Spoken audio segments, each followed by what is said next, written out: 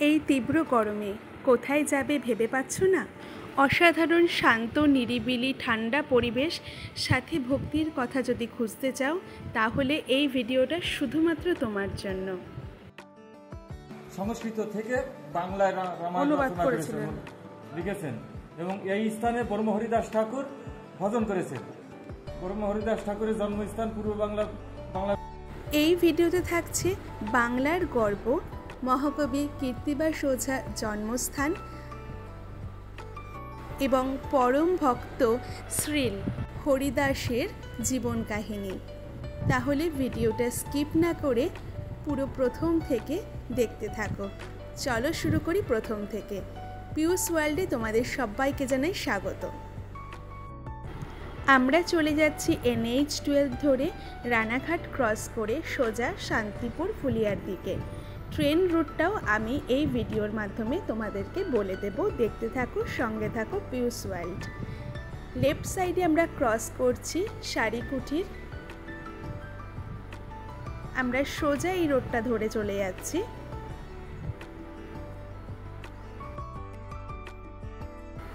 রাস্তার পাশে হঠাৎ চোখে পড়ল অসাধারণ ভাস্কর্যের নিদর্শন। প্রথমে আমি ভেবেছিলাম এটা কোনো ট্যুরিস্ট স্পট। কিছুক্ষণ দাঁড়িয়ে থেকে বুঝতে পারলাম এটা কোনো ট্যুরিস্ট স্পট না, এটা ভাস্কর্য এক শিল্পীর নিজস্ব কর্মশালা। এখানে স্টুডেন্টদের শেখানো হয়, তারই কিছু নিদর্শন তিনি সামনে শো করে রেখেছেন। খুবই ভালো লাগলো দেখে। আমরা এই রাস্তা ধরেই সোজা চলে যাচ্ছি। সামনে আসছে ইন্ডিয়ান অয়েল পেট্রোল পাম্প।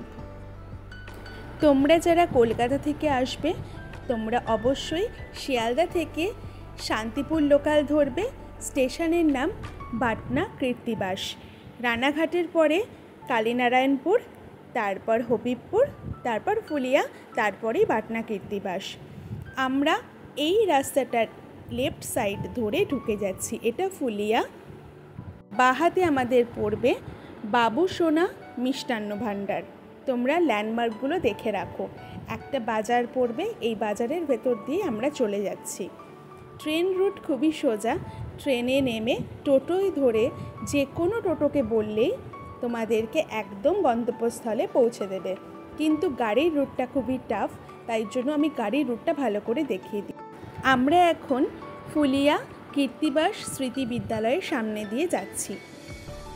একদম আমরা গন্তব্যস্থলে পৌঁছে গেছি। এই লেফট সাইডের রাস্তাটা ধরে ঢুকতে হবে। কীর্তিবাস স্মৃতি তোরণ লেখাই রয়েছে। এর নিচ দিয়ে আমরা ঢুকে গেছি। এখানে আমাদের মহাকবি কীর্তিবাস ওঝার জন্মস্থান। মহাকবি কীর্তিবাস বাল্মীকি রচিত সংস্কৃত রামায়ণের বাংলায় অনুবাদ করেছিলেন। তিনি 1399 খ্রিস্টাব্দে জন্মগ্রহণ করেন।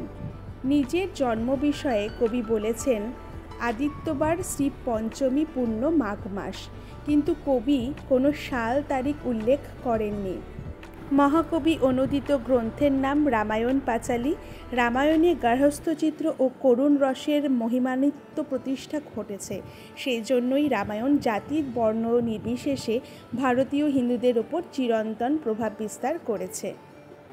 তারই স্মৃতিতে এখানে একটি মন্দির তৈরি করা আছে। পাশে রয়েছে রাধা কৃষ্ণ হনুমানজির মূর্তি, আর ঠিক পাশেই রয়েছে কীর্তিবাস কূপ। কূপের গায়ে লেখা রয়েছে মহাকবি কীর্তিবাস ওঝা এই পবিত্র স্থানে নিজে কুয়ো খনন করেন। এই পবিত্র স্থানকে রক্ষা করা আমাদের ধর্ম। আমরা সবাই মিলে অঙ্গীকারবদ্ধ হয়ে এই ধর্ম পালন করব। আসুন সবাই এটাকে সম্ভব করে তুলি। অসাধারণ লেখা। এটাই তখন কাজ চলছে। সামনে রয়েছে লেখা কীর্তিবাস কূপ, আর এখানে সালটি লেখা আছে 1320। স্কুলের চারিপাশের পরিবেশটা এত স্নিগ্ধ, আমার মন কেড়ে নিয়েছে। স্কুলের ঠিক পাশেই রয়েছে এই বাগান বিলাসের সমারোহ, আর লেখা আছে কীর্তিবাস মেমোরিয়াল লাইব্রেরি কাম মিউজিয়াম। কিন্তু এটাতে তালাবন্ধ ছিল, তাই আমরা ভেতরে ঢুকতে পারিনি।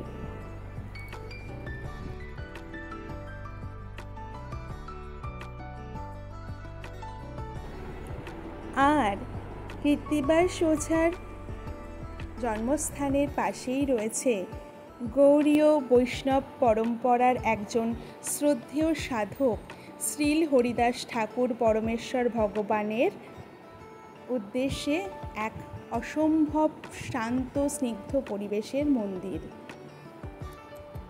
কীর্তিবাস ওঝার জন্মস্থানে গেলে এই মন্দিরটি অবশ্যই একবার ঘুরে দেখবে, মন শুদ্ধ হয়ে যাবে।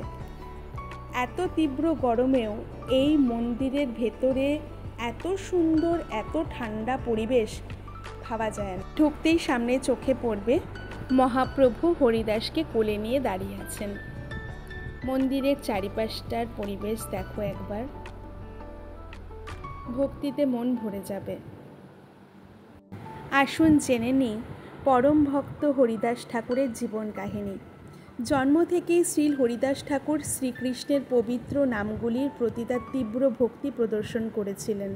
বর্তমান বাংলাদেশের বেনাপোল গ্রামে জন্মগ্রহণকারী শ্রী হরিদাস ঠাকুরের জীবন অটল ভক্তি এবং আধ্যাত্মিকতার সার্বজনীন প্রকৃতির প্রমাণ। তার ভক্তি তাকে শান্তিপুরের কাছে ফুলিয়ায় গঙ্গার তীরে নিয়ে যায়, যেখানে তিনি তৎকালীন একজন বিশিষ্ট বৈষ্ণব সন্ত শ্রী অদ্বৈত আচার্যের সান্নিধ্যে আসেন। এখানে আসার পর তিনি একটি গাছের পাশে একটি ছোট গুহার মধ্যে পবিত্র নাম জপ করতেন। এই হচ্ছে সেই গুহা। আর গাছের শিকড়ে একটি বিষাক্ত সাপ থাকত, যাকে দেখে ভক্তরা দ্বিধাবোধ করতেন। তখন শ্রী হরিদাস ঠাকুর শান্তভাবে সাপটিকে চলে যেতে বলেন এবং সাপটি রাজি হয়ে যায়, যার ফলে ভক্তদের তার প্রতি বিশ্বাস আরও গভীর হয়। শ্রী হরিদাস আমাদের জপের শক্তি শিক্ষাও দিয়েছিলেন। তিনি বলেন, জোরে জোরে জপ করলে শুধু নিজেরই নয়, শ্রবণকারীরও অনেক উপকার হয়, পাখি প্রাণী তথা সবার। এই ভক্তমা আমাদের লক্ষ্যহীরা এবং শ্রী হরিদাসের দীক্ষা দেওয়ার কাহিনী আমাদেরকে শোনাচ্ছিলেন। আমি এই কাহিনীটা তোমাদেরকে একটু পরেই বলছি। আগে চলো ভগবানের দর্শন করিয়ে দিই তোমাদেরকে।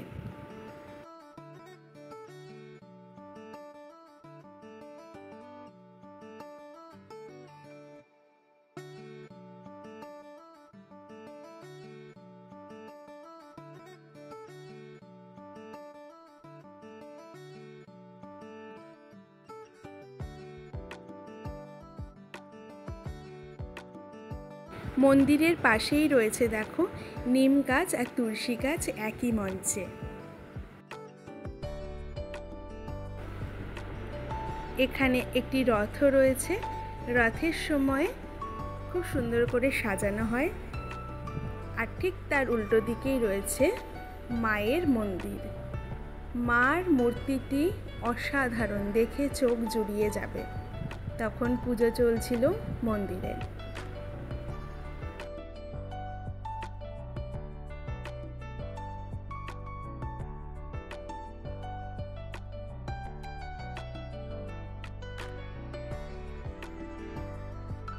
এবার এই মন্দিরেরই পূজারী শ্রী গৌর প্রসন্ন দাসের মুখে আমরা হরিদাস প্রভুর কিছু ভক্তের কথা শুনে নেব। সংস্কৃত থেকে বাংলায় অনুবাদ করেছিলেন, লিখেছেন এবং এই স্থানে ব্রহ্ম হরিদাস ঠাকুর ভজন করেছেন। ব্রহ্ম হরিদাস ঠাকুরের জন্মস্থান পূর্ব বাংলার ভিতরে এখন বাংলাদেশ কেরাগাছে। আর একটা সিদ্ধপীঠ আছে বেনাপোল পাটবাড়ি, সেখানে লক্ষ্যহীরা উদ্ধার স্থান। সেখানে 22 বাজারে বেত্রাঘাত খাওয়ার পরে যখন গঙ্গা জলে ফেলে দেয়, তখন অদ্বৈত ঠাকুর সে গঙ্গা জলে থেকে এখান থেকে উঠালেন হরিদাস ঠাকুরকে, তখন থেকে এখানে ভজন করেন। এখানে ওনার ভজন স্থলী। এখানে যখন ভজন করতেন, অনেক বিশাল বড় বিষাদার সাপ ওই পাশে বসবাস করত, ওই গর্তে। ওই গর্তটাকে বলে গুফা। এবং অনেক ভক্তবৃন্দ দূর দূরান্ত থেকে ভক্তবৃন্দ এখানে এসে ভগবানের কথা শ্রবণ করতেন। কিন্তু ওই বিষাদার সাপের শক্তি, তেজ, গন্ধ সাধারণ ভক্তরা সহ্য করে বেশি সময় থাকতে পারতো না। তাই একদিন হরিদাস ঠাকুরকে বলছে, হে ঠাকুর, আমরা এখানে এসে বেশি সময় থাকতে পারি না, আমরা কি করতে পারি? তখন হরিদাস ঠাকুর বললেন যে তাহলে আমরা অন্য স্থানে গিয়ে আশ্রম করি, কারণ কারো জায়গা নিয়ে ঠেলাঠেলি মানে জোর করে দখল করতে চায় না বৈষ্ণবরা। তা হরিদাস ঠাকুর বললেন তাহলে আমরা এখানে স্থান ত্যাগ করে অন্য স্থানে গিয়ে আশ্রম করব। এবার বিষধর সাহেব চিন্তা করলেন, বিষধর সাহেব ওইটা শ্রবণ করলেন যে আমার জন্য বৈষ্ণবরা থাকতে পারে না এবং আমার জন্য এই স্থান ত্যাগ করে চলে যাবে, তাহলে আমি কতজন অপরাধের জন্য আমি সর্বজনীতে এসে সাপ হয়ে জন্মগ্রহণ করেছি, এটা আমার একটা আমার জন্য যদি বৈষ্ণব চলে যায় অপরাধ হবে। আবার প্রতিদিন বৈষ্ণবের নিকটে ভগবানের কথা শ্রবণ করি, বৈষ্ণবের কথা ভগবানের কথা শ্রবণ করে সেই বৈষ্ণবকে দক্ষিণা দিতে হয়, সেটাও তো আমি দিতে পারি না, আমি মানুষ না। এই জন্য তাই আমি সেই কথা চিন্তা করে বিষধর সাহেব তখন কি করলেন, ওনার ওই গর্ত অর্থাৎ গুফা ত্যাগ করে ওই স্থান ত্যাগ করে অন্যত্র চলে যায় এবং হরিদাস ঠাকুর তার ভক্তবৃন্দ নিয়ে এখানে ভজন করেন। অনেক কয়েক বছর ভজন করার পরে উনি আবার পুরীধামে চলে যায়। পুরীধামে যখন ওখানেও মহাপুরুর সঙ্গে ওনার পারিষদ বর্গের সঙ্গে নাম সংকীর্তন নিয়ে থাকতেন। তাই একদিন নাম সংকীর্তনের মাঝে হরিদাস ঠাকুর মহাপুরুর যুগল চরণ বক্ষে ধারণ করে চোখে চোখ রেখে মানে বিশ্বের নির্যানের মতো, বিশ্ব যেমন ইচ্ছা করে মারা গেছিল, হরিদাস ঠাকুর শ্রীকৃষ্ণ চৈতন্য শ্রীকৃষ্ণ চৈতন্য শ্রীকৃষ্ণ চৈতন্য নাম উচ্চারণ করতে করতে বিশ্বের নির্যানের মতো ইচ্ছা করে উনি ওখানে দেহ রাখে, অর্থাৎ মারা যায়। বৈষ্ণবদের মারা কথা বলতে না, দেহ রাখে আর কি, ওনারা দেহ পরিবর্তন করেন। তারপর হরিদাস মহাপুরু কি করলেন, ওনার মৃত দেহটাকে কোলে করে নিয়ে ভক্তের দ্বারে দ্বারে বৈষ্ণবের দ্বারে দ্বারে গিয়ে ভিক্ষা করে অনুষ্ঠান করেন ওনার সৎকারের জন্য। সেই সিনারি আছে, ওই সেই সিনারিটা দেহটা কোলে করে নিয়ে ভিক্ষা করে অনুষ্ঠান করেছিলেন। বলুন হরে কৃষ্ণ, হরিদাস ঠাকুর কি জয়, হরিদাস ঠাকুর কি জয়। তাহলে এর থেকে আমাদের ভগবান তার পারিষদ বর্গ অর্থাৎ ভগবানের সব শিক্ষা আমাদের এই সংসারে এই মুক্তির জন্য, এই উদ্ধারের জন্য একমাত্র উপায় হরিনাম, কৃষ্ণনাম। আমাদের সবাইকে কৃষ্ণনাম করতে হবে, কৃষ্ণনাম জপ করতে হবে। আমরা যে কর্মে থাকি না কেন আমাদের মুখে বদনে সবসময় কৃষ্ণনাম থাকবে। হরে কৃষ্ণ হরে কৃষ্ণ হরে হরে হরে রাম রাম রাম। সবাই ভালো থাকুন, আসবেন এখানে, ঠিক আছে? আমাদের ভগবান এখানে হরিদাসের সেবা সব ডোনেশনের উপর নির্ভর করে, এখানে এসে প্রসাদ পাবেন, হ্যাঁ, সার্বিক সহযোগিতা করবে বিভিন্ন দিক দিয়ে। হরে কৃষ্ণ, প্রণাম গ্রহণ করুন। উনি ছিলেন অ্যাকচুয়ালি হিন্দু বাড়ি জন্ম হয়েছিল হরিদাস ঠাকুরের, তখন তার বাবা মারা হয়েছে, কিন্তু তাকে বলা হয়েছিল যে যাদের বেত্রাঘাত, রাজা বলছে যে তোমরা যাদেরকে বলেছে বেত্রাঘাত করার জন্য নির্দেশ দিয়েছে, একে যদি মারতে না পারো তাহলে তোমাদেরকেই কিন্তু আমি শেষ করবো। কারণ এখন একে মারছে তো কিছুই হচ্ছে না, কিন্তু মহাপ্রভুর তো হস্তক্ষেপ রয়েছে, কিছুই হচ্ছে না। যত ঘা মেরেছে সমস্ত মহাপ্রভুর গায়ের মধ্যে গিয়ে সেগুলো লেগেছে।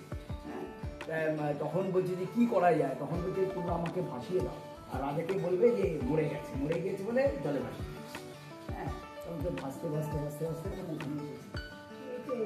এখানে হ্যাঁ গঙ্গা ছিল, এখানে এসেছেন গঙ্গাটা এসেছে। তখন এই যে মহাপ্রভু বস্তা ধরে টেনেছে রেখে হরিদাস ঠাকুর অর্ধমৃত অবস্থায় আর লক্ষ্যই ছিল যে এইখানে পতিতা, তাকে বলেছে যে এরকম সাধু, এই সাধু নষ্ট করতে হবে, সাধন ভজন বিনষ্ট করতে হবে।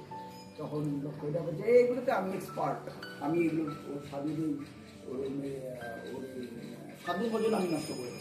তখন এসে ইয়েকে বলছে যে তোমাকে আমি ভালোবাসি, তুমি আমাকে সঙ্গ দাও। তবে বলছে হ্যাঁ দেবো সঙ্গ, আমার 3 লক্ষ নাম জপ করা হয়ে যাক, তারপরে আমি তোমার সঙ্গ দেবো। তখন ও তো বসে আছে, ও 3 লক্ষ নাম কখন জপ শেষ হবে, সে তো হরে কৃষ্ণের জন্য 3 লক্ষ বার করতে রাত অতিক্রান্ত হয়ে ভোর হয়ে গেল। সে তো হতাশ হয়ে বাড়ি চলে গেল। বলে ঠিক আছে কী করা যাবে, বলে ঠিক আছে আজকে রাত্রে আবার আসো। তারপরে দ্বিতীয় রাত্রে এলো, সে বলে যে ঠিক আছে আমি তোমার মনোবাঞ্ছা পূর্ণ করবো, তবে আমার 3 লক্ষ নাম জপ হলে তারপর আবার করতে সেই আবার ভরে গেছে, হলো না। তৃতীয় দিন এসেছে, এই করতে তখন সে নিজেই ভগবানের আসনে সেই তখন পায়ে পড়ে গেছে যে আমাকে তুমি উদ্ধার করো, আমি বুঝতে পারিনি আমার অপরাধ হয়ে গেছে। তখন তাকে দীক্ষা দেয়, তখন এইটা উদ্ধার লক্ষ্য। তোমরা প্রভুর মুখেই শুনলে পতিতা লক্ষ্যহীরার উদ্ধার কাহিনী, কিভাবে তিনি পতিতা থেকে পরম ভক্তে পরিণত হল শ্রীল হরিদাস ঠাকুরের। এখনও বাংলাদেশের বেনাপোলে লক্ষহীরার আশ্রম অবস্থান করছে।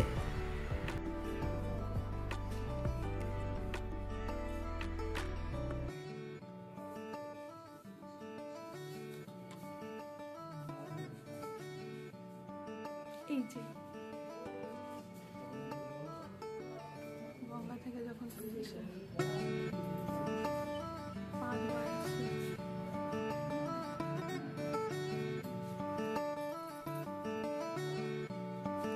গল্প শুনে শুনে হাতে আঁকা সব।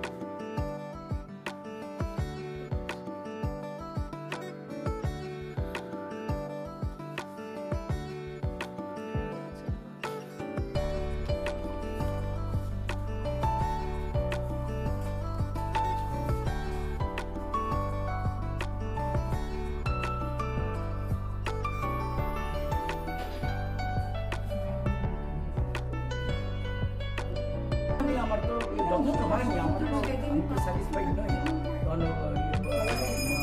তুমি কি চাও, তোমার কি মনে হয়?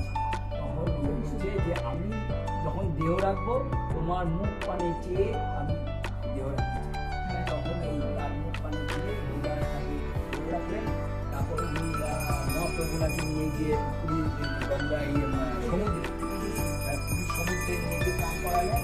ওখানে হলো ওনার সমাধি হলো। তারপর আমরা কেউ ছেড়ে চাই যে না আপনি না সেবা করতে সব বৈষ্ণবের প্রভু লেখা সারি সারি বসাই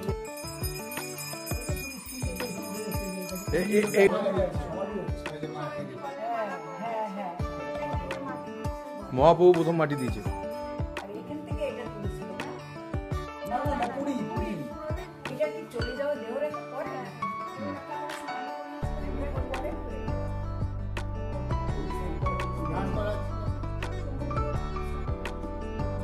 মন্দিরের ঠিক বিপরীতেই রয়েছে গেস্ট হাউস। তোমরা যারা এখানে এসে থাকতে চাও তারা আগের থেকে যোগাযোগ করবে। মন্দিরের সামনে রয়েছে এই তামাল গাছ। যেখানে রাধারানী আছেন সেখানে তো তামাল গাছ থাকবেই, কারণ তামাল গাছ রাধারানীর ভীষণ প্রিয়। আর রয়েছে চাপা ফুল গাছ, সারদা মায়ের অত্যন্ত প্রিয় ফুল গাছ এটি।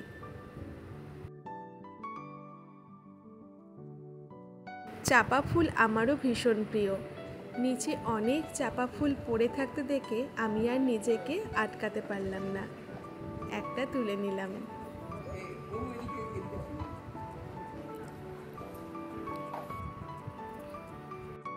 তোমরা যারা এই মন্দিরে এসে দুপুরে ভোগ প্রসাদ পেতে চাইছো তারা অবশ্যই নিচে ডেসক্রিপশন বক্সে দেওয়া ফোন নম্বরে আগের থেকে যোগাযোগ করে নেবে।